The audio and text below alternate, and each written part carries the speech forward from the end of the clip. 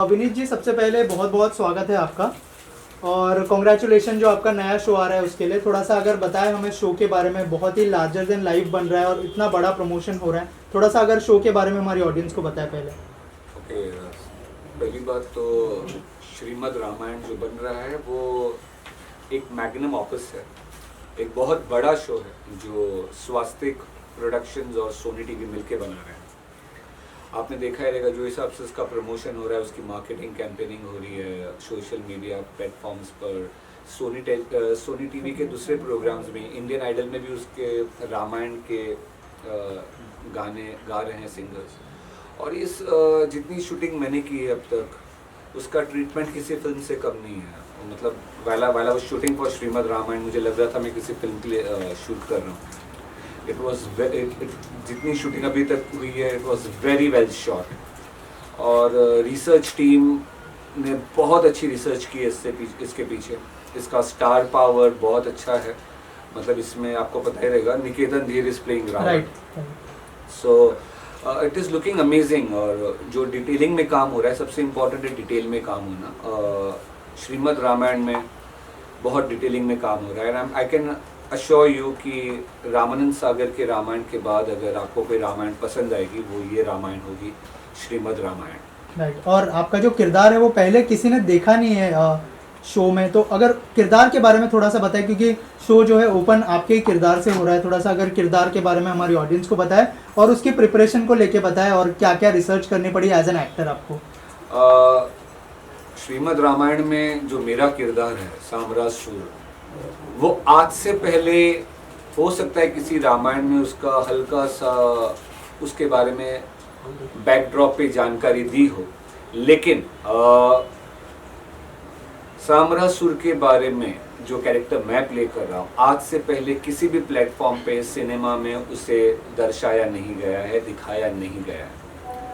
और अपने कैरेक्टर के बारे में कुछ बताऊं तो जब मुझे कॉल आया था कास्टिंग टीम से, क्रिएटिव टीम से, सो इससे पहले मैंने शो किया था राम सिया की लव कुश, जिसमें मैंने इंद्रजीत का किरदार निभाया था। रावण के बेटे था। मेरे पिताजी रावण बने थे शालीन भानोट और मेरी माँ बनी थी फलकनाज। सो जब ये श्रीमद् रामायण आ रहा था तो आई थॉट कि फिर से मैं इंद्रजीत ही करूँगा, लेकिन फिर कहा गया कि नहीं, कोई दूसरा एक्टर है जो करेगा यू नो। सो फिर आई वॉज लिटिल कि यार मुझे करना था इंद्रजीत। लेकिन फिर जब मुझे इसका नरेशन दिया गया कि you will be the first villain of the show and show आपसे ही ओपन होगा, और जब मैंने रिसर्च किया और मुझे कहा गया कि आज से पहले इस कैरेक्टर को दिखाया नहीं गया है, सो आई वॉज सो इम्प्रेस्ड। मतलब मैं इतना इम्प्रेस था इस कैरेक्टर से कि करते करते मुझे पता चला इसके रिसर्च में कि इस कैरेक्टर के वजह से जो जय श्री राम के हमारे पिताश्री हैं, भरत बोल रहा हूँ, दशरथ, जो दशरथ का नाम दशरथ कैसे पड़ा? साम्रासुर के वजह से पड़ा। राइट। तो जब मुझे इतना कुछ पता चला इस कैरेक्टर के बारे में तो मैं ला ओके शो, इतना बड़ा शो है। पहले एपिसोड में नए साल की शुरुआत, 1 जनवरी की शुरुआत होगी इस शो के साथ, इस एपिसोड के साथ, जिसमें मैं रहूँगा as the first villain of the show. So I was quite happy and excited to take up this part. Right. Vineet, इसके अलावा जब माइथो शो बनाते हैं तो बहुत रिस्पॉन्सिबिलिटी बढ़ जाती है, क्योंकि बहुत सारी चीज़ें लोग देख चुके हैं। आपका किरदार जो है साम्रासुर का लोग इतना नहीं जानते, लेकिन रामायण लोगों ने देखी हुई है, तो वो रिस्पॉन्सिबिलिटी कितनी बढ़ जाती है कि चीज़ों को जो है अच्छे से दिखाया जाए। रिसेंटली एक फिल्म आई थी आदि पुरुष, जिसके किरदारों को लेके बहुत ज़्यादा ट्रोल हुई। पिक्चर, उसके किरदार, एक्टर्स, डायलॉग्स, बहुत सारी चीज़ें ट्रोल हुई। तो एज एन एक्टर आपकी क्या रिस्पॉन्सिबिलिटी है, उसके बारे में कुछ बताइए, और उस चीज़ का कितना ध्यान रखा गया है कि लोगों की भावना आहत ना हो। देखिए, जब कोई आप माइथोलॉजिकल सीरीज़ या हिस्टोरिकल सीरीज़ को टच करते हैं तो जो आपकी क्रिएटिव टीम है, क्रिएटिव टीम खास करके जो आपकी रिसर्च टीम है, उनको बहुत केयरफुल रहना पड़ता है। They have to be very particular, क्योंकि अब उनकी एक गलती से पूरा आपका प्रोजेक्ट खराब हो सकता है। बिकॉज एक्टर का काम क्या होता है, एक्टर के हाथ में जो स्क्रिप्ट है, एक्टर को वो स्क्रिप्ट को रटना है और उस पर परफॉर्म करना है। एक्टर अपने मन का कुछ डाल नहीं सकता है उसके, क्योंकि वो गलत हो जाता है, क्योंकि एक्टर को अलाउड भी नहीं। बोला आपको you have to go by the script. So जो आपकी रिसर्च टीम होती है उनका काम होता है कि उनको डिटेलिंग में रिसर्च करना चाहिए, कुछ भी गलत इन्फॉर्मेशन पास ऑन नहीं होनी चाहिए, जो था वो ही बताना चाहिए। तो आप ऑटोमेटिकली किसी कंट्रोवर्सी या किसी इश्यूज में पड़ते नहीं है अगर आपके पास जो भी आपने रिसर्च किया है उसका रॉक सॉलिड प्रूफ हो। तो वो फिर वो ग्रंथों के थ्रू हो, ज़्यादा करके रामायण सब ग्रंथ से ही फॉलो करते हैं, महाभारत रामायण ऐसे ही फॉलो करते हैं। तो अगर आप if you stick to the point, if you आप ज़रा भी उसका छेड़छाड़ नहीं करते हो तो आप कंट्रोवर्सी में पड़ने का सवाल ही नहीं पैदा। यहाँ पे एक बात और है कि संपूर्ण रामायण भी आ रही है 9 तारीख को, और एक आप कह रहे उसमें रामायण भी आ रही है, दो बोलो 9 तारीख से एक और शो आ रहा है संपूर्ण रामायण करके, तो आपने सुना हो? नहीं, मैं सिर्फ श्रीमद् रामायण के बारे में जानता हूँ, बिकॉज हर जगह अभी श्रीमद् रामायण ही दिखाई दे रहा है और सुनाई दे रहा है। राइट विनीत, अगर आपके जर्नी के बारे में बात करें, आपने जो है टेलीविजन शोज भी किए हैं, रियलिटी शोज भी किए, तो एज एन एक्टर कितना हेल्पफुल होता है? रियलिटी शो तो हालांकि खुद के पर्सनालिटी को दिखाना होता है, लेकिन जो टेलीविजन के शोज होते हैं उसको लेकर कितनी हेल्प हुई है आपके करियर में, और लॉकअप के बाद कितनी लाइफ चेंज हुई है आपकी? देखिए, एक्टिंग माने से पहले मैं हमेशा आई वॉज अ बिजनेसमैन। मैं आज भी बिजनेस को, अगर एक हाथ में बिजनेस है तो एक हाथ में एक्टिंग रहती।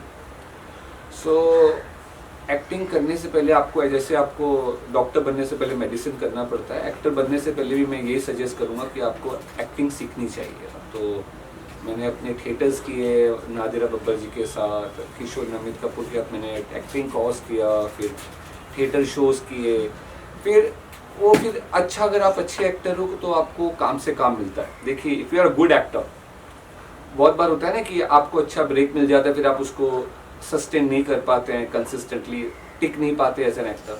तो अगर आपको एज एन एक्टर टिकना है और चलते रहना है, आगे बढ़ते रहना है, तो आपका क्राफ्ट अच्छा होना चाहिए। You as an actor should be good, only then आपको फिर काम मिलता रहता है। और जहाँ तक लॉकअप की बात है तो ओके, जैसे मैंने कहा, कोई भी रियलिटी शो, लॉकअप भी बहुत बड़ा शो था, मतलब it was produced by Ekta Kapoor, hosted by Kangana Ranaut. So of course मुझे अचानक, मतलब अगर पहले मुझे इतने परसेंटेज लोग जानते थे, फिर अचानक बहुत लोग जानने लग गए लॉकअप की वजह से, because it was a hit show, no doubt about it. And soon after lockup मुझे 1-2 महीने के अंदर I got Swaraj as a main lead. तो काफ़ी हद तक मुझे लगता है लॉकअप का भी उसमें कंट्रीब्यूशन हुआ, क्योंकि उससे पहले मैं हर शोज में विलन ही प्ले करता था। So soon after that I got Swaraj. Right, Swaraj के बारे में अगर बात करें, जिस तरह का रिस्पांस ऑडियंस से मिला है, क्या एक्सपेक्ट किया था कि इस तरह का ऑडियंस से रिस्पांस मिलेगा? और जब आपको ऑफर किया गया शो के बारे में, तब क्या रिएक्शन था? जी, स्वराज, जब मुझे कॉल आया था कॉन्टिलो से, तो दे टोल्ड मी कि they are looking out for you, Tirot Singh, who is the hero of this show. So I was like, मैंने 3-4 बार कंफर्म किया, क्योंकि मैंने कॉन्टिलो के साथ पहले भी काम किया है, तो उसमें सब में मैं विलन ही बना। बोला नहीं, we want you as the hero. So Swaraj, जैसे मैंने कहा, स्वराज एक बहुत बड़ा शो है, जो पैन इंडिया 20 लैंग्वेजेस में डब किया गया था, जिसको प्रधानमंत्री मोदी जी ने पर्सनली प्रमोट किया, और अभी वो शो OTT पे भी रिलीज होने वाला है।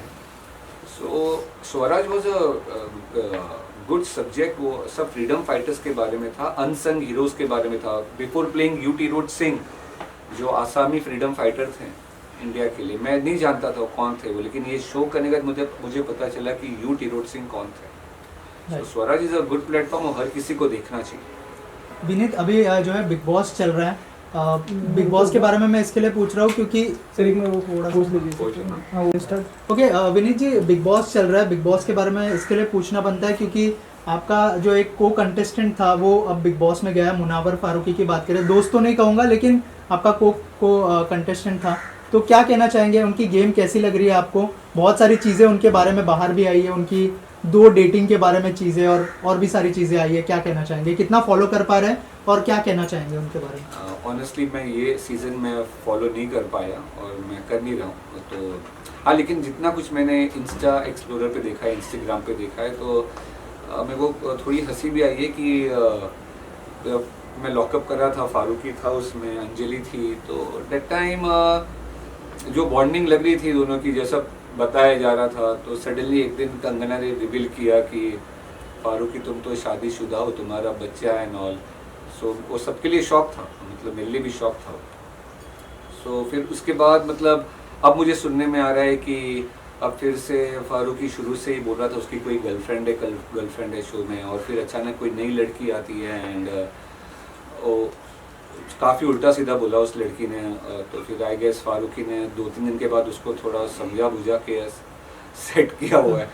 सो मतलब और काफ़ी कुछ रिपीटेटिव सुनाई दे रहा है कि सलमान ने भी बोला ये बात कि ये अपनी इमोशनल कहानियाँ मत सुनाओ, बिकॉज अभी सभी अपनी इमोशनल कहानियाँ सुनाने बैठेंगे तो बिग बॉस का एक सीज़न 10-10 साल चलेगा।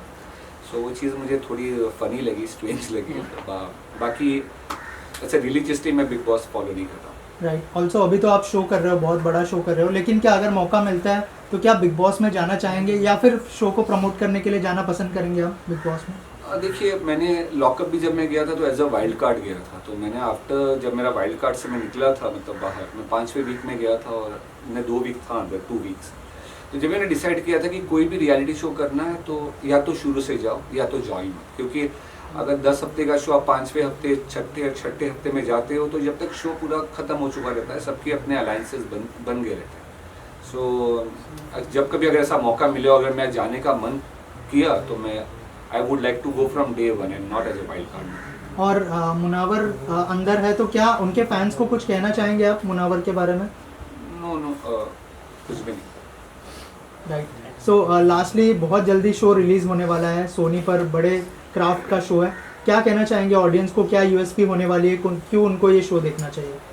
श्रीमद् रामायण इसलिए देखना चाहिए क्योंकि बड़े अरसे के बाद एक डिटेल में रामायण आपके सामने आ गई है और आपको ज़रूर देखना चाहिए रामायण, क्योंकि ये श्रीमद् रामायण है और इतनी मेहनत कर रहे हैं सब लोग, क्रिएटिव टीम, प्रोड्यूसर्स, चैनल, इसकी मार्केटिंग नेक्स्ट लेवल की मार्केटिंग हो रही है। और कोई भी चीज़ को अगर हिट बनाना है तो if your marketing is here, आपका प्रोडक्ट भी इधर होना चाहिए। This is 100% mix and I can assure you this Shrimad Ramayan is going to be a successful Shrimad Ramayan. जो लोग रामानंद सागर के रामायण के बाद अगर किसको याद करेंगे तो श्रीमद् रामायण को याद करेंगे।